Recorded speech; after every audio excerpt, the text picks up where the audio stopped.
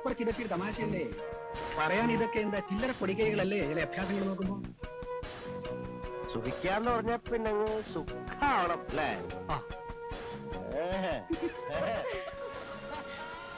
പോയിട്ട് ഓരോ നാരങ്ങ വെള്ളം കാച്ചിയാലോ? എന്തിനാ ഇപ്പൊ അങ്ങനെ വളഞ്ഞിട്ട് മൂക്കിയതുള്ളേ? എനിക്ക് അവളോട് നേരിട്ടാ പറഞ്ഞൂടെ? എന്താ കുട്ടിയുടെ പേര്? ക്ലാര. ക്ലാര.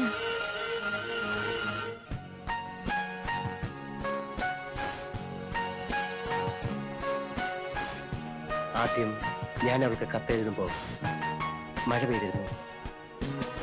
ആദ്യം ഞങ്ങൾ മീറ്റ് ചെയ്യുമ്പോഴും മഴ പെയ്തു.